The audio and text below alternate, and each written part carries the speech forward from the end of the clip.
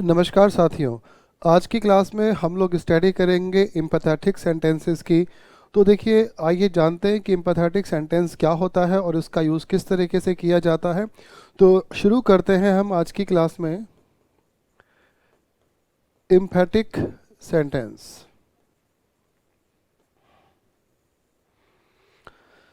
अब देखिए, यहाँ पर हम बात करते हैं एम्फेटिक सेंटेंसेस की। तो एम्फेटिक सेंटेंसेस वो सेंटेंस होते हैं जब हम अपनी किसी बात पर बहुत ही जोर देकर कहते हैं।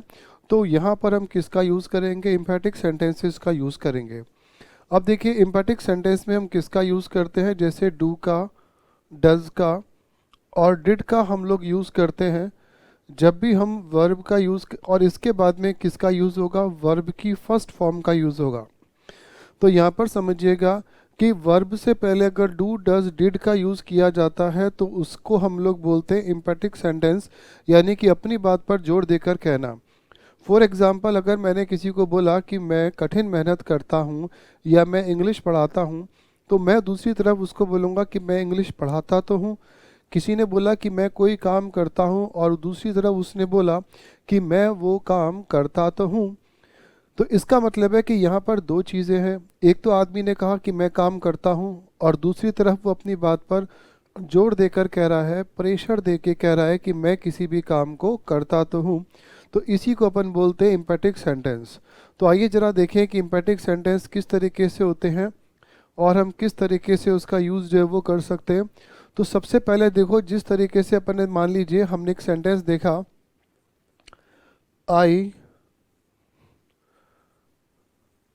Work hard.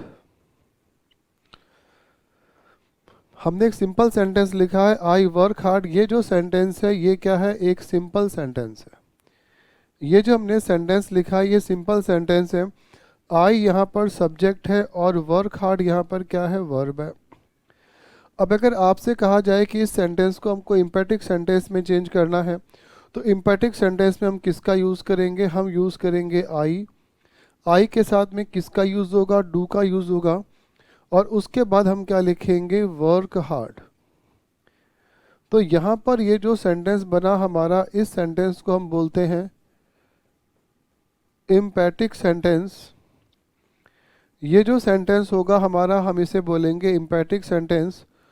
फॉर एग्जाम्पल, जैसे यहाँ हम लिखते हैं कि शी प्लेज वेल।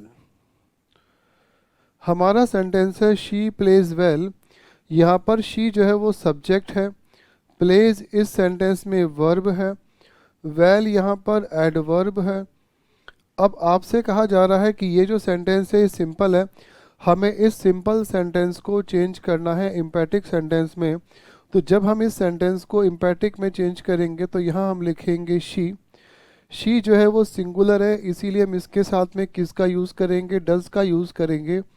तो हमने यहाँ पर लिखा शी डज। अब डज के बाद में हमेशा किसका यूज़ किया जाएगा? वर्ब की फर्स्ट फॉर्म का यूज़ किया जाएगा। तो हम लिखेंगे शी डज प्ले, और उसके बाद हम किसका किसका यूज़ करेंगे? वेल का यूज़ करेंगे। तो यहाँ पर हम लिखेंगे शी डज प्ले वेल। तो यहाँ पर आप देख सकते हैं कि यहाँ पर शी जो है वो सिंगुलर है, सिंगुलर में हम डज का यूज़ करते हैं। एंड जो है प्लूरल जो होता है उसमें हम डू का यूज़ करते हैं। बिल्कुल उसी तरीके से अगर मान लीजिए सेंटेंस इस तरह से लिखा होता कि राजेश सोल्ड हिज कार।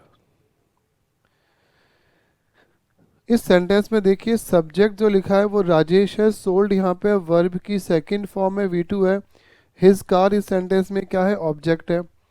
अब अगर आपको कहा जाए कि इस सेंटेंस को एम्पैथिक सेंटेंस में चेंज करना है, तो देखिए यहाँ पर हम इसे किस तरीके से चेंज करेंगे? यहाँ हम लिखेंगे Rajesh.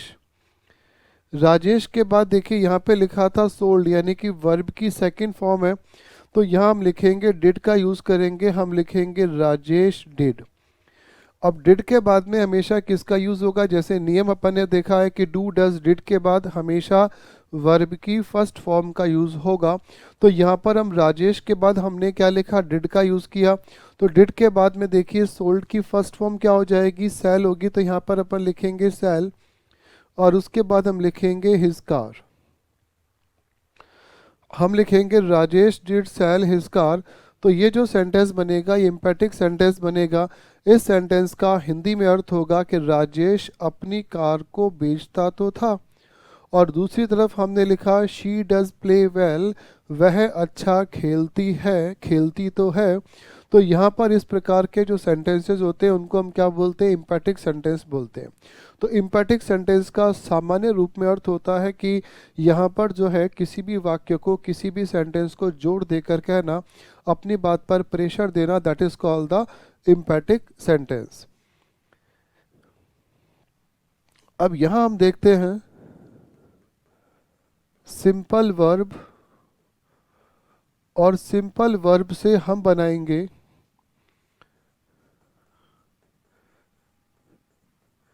Emphatic verb.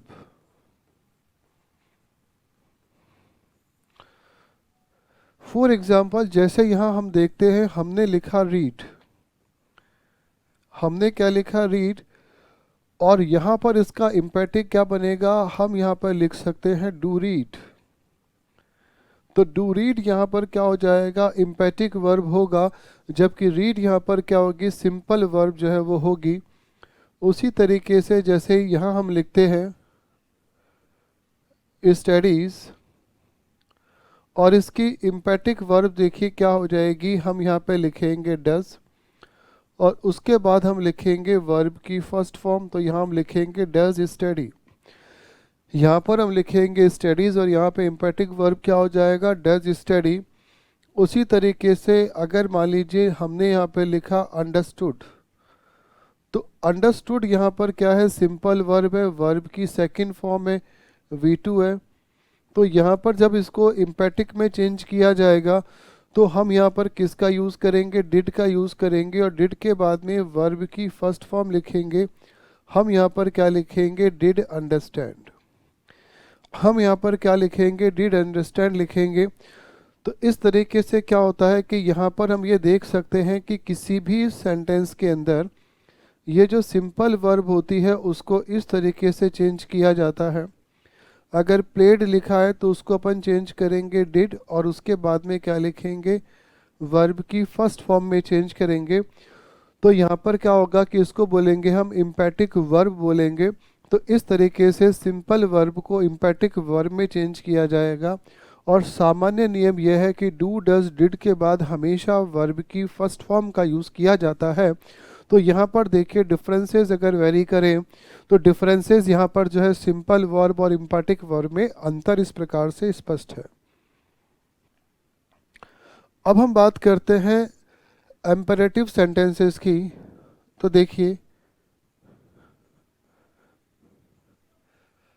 Imperative sentence, imperative sentence वो होते हैं जो डायरेक्टली वर्ब से स्टार्ट होते हैं।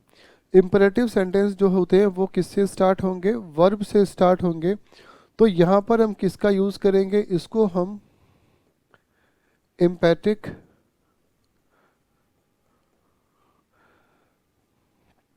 इम्पेरेटिव सेंटेंस, इसमें हम लोग चेंज करके देखें कि आखिर किस तरीके से ये चेंज हो सकता है। फॉर एग्जाम्पल, जैसे मान लीजिए हमने सेंटेंस लिखा सिट प्रॉपरली।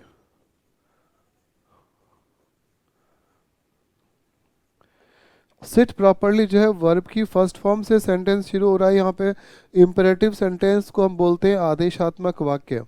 ऐसे सेंटेंस जिसमें किसी को आदेश दिया जाता है, सलाह दी जाती है, निर्देश दिया जाता है, ऐसे सेंटेंसेस को हम इम्पेरेटिव सेंटेंस कहते हैं। इम्पेरेटिव सेंटेंस बिना किसी सब्जेक्ट के डायरेक्ट वर्ब से शुरू होते हैं। जैसे हमने एक सेंटेंस लिखा है सिट प्रॉपरली। अब अगर इस सेंटेंस को इम्पेरेटिव में चेंज किया जाए तो हम यहाँ पे लिखेंगे do sit properly, do sit properly. जैसे मैंने यहाँ पे लिखा रीड योर लेसन केयरफुली। और अगर आपसे कहा जाए कि इस सेंटेंस को एम्पैटिक सेंटेंस में चेंज करना है तो हम यहाँ पर क्या करेंगे, रीड यहाँ पे वर्ब है, वर्ब की फर्स्ट फॉर्म है, इसके आगे हम डू का यूज़ करेंगे, तो हम यहाँ पे लिखेंगे डू, उसके बाद लिखेंगे वर्ब की फर्स्ट फॉर्म डू रीड, और फिर हम लिखेंगे your lesson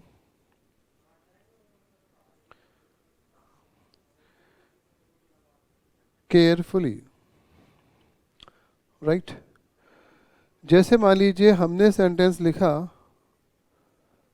have a heart, तो यहाँ पर ये क्या है, वर्ब है, वर्ब की फर्स्ट फॉर्म है, उसके बाद में क्या लिखा, डायरेक्ट अपने यहाँ पर ऑब्जेक्ट का यूज़ किया जो कि नाउन है। तो देखिए ये क्या है, इम्पेटिक सेंटेंस है, हैव ए हार्ट, इसका मतलब होता है थोड़ा तो ध्यान करिए, जरा तो ध्यान करिए। जब इस सेंटेंस को हम इम्पेटिक सेंटेंस में चेंज करेंगे तो यहाँ पर हम किसका यूज़ करेंगे, डू का यूज़ करेंगे, हम लिखेंगे डू हैव ए हार्ट। हम इस सेंटेंस में किसका यूज़ करेंगे, डू का यूज़ करेंगे, और हम यहाँ पे लिखेंगे डू हैव ए हार्ट। जैसे मान लीजिए सेंटेंस अपने लिखा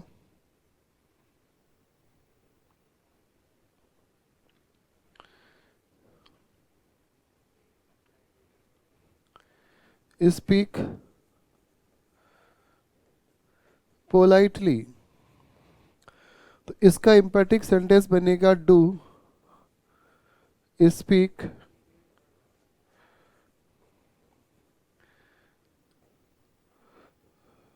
पोलाइटली। तो इस तरीके से हम जो है एक सिंपल सेंटेंस या इम्पेरेटिव सेंटेंस जो होते हैं उनसे हम लोग क्या कर सकते हैं, इम्पेटिक सेंटेंस जो बना सकते हैं।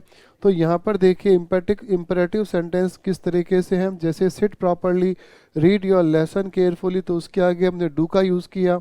हैव ए हार्ट, तो हैव यहाँ पे वर्ब की फर्स्ट फॉर्म है, इसके आगे हमने डू का यूज़ किया, हमने लिखा डू हैव ए हार्ट। लिखा स्पीक पोलाइटली, तो स्पीक के आगे हमने किसका यूज़ किया, डू का यूज़ किया, हमने लिखा डू स्पीक पोलाइटली। तो इस तरीके से हम क्या करते हैं, इम्पेरेटिव सेंटेंसेस से इम्पेटिक सेंटेंस जो है वो बनाते हैं। अब यहाँ पर हम देख सकते हैं नेगेटिव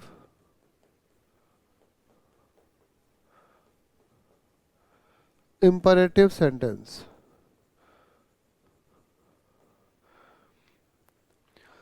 नेगेटिव इम्पेरेटिव सेंटेंस वो होते हैं जो हमेशा किससे शुरू होते हैं, डोंट से जो है वो स्टार्ट होते हैं, और उसके बाद हम किसका यूज़ करते हैं, V1, और बाकी का यूज़ करते हैं। फॉर एग्जाम्पल जैसे मैंने यहाँ पे लिखा don't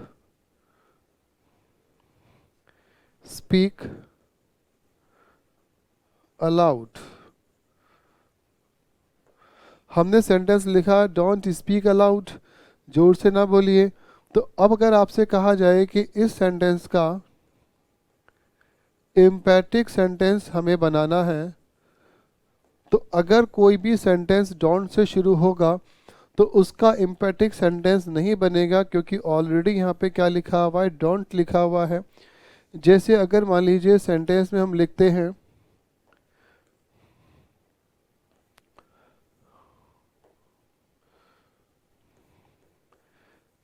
don't make a noise,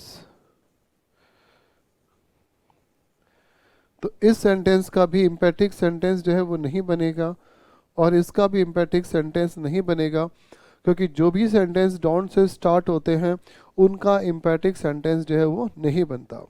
तो आज की क्लास में हम लोगों ने जाना कि इम्पैटिक वर्ब क्या होती है, इम्पैटिक सेंटेंसेस कैसे होते हैं, किस तरीके से हम जो है किसी भी सेंटेंस को जोड़ देकर कह सकते हैं। तो ये था इम्पैटिक सेंटेंस का आज का सेशन। फिर मिलेंगे, धन्यवाद।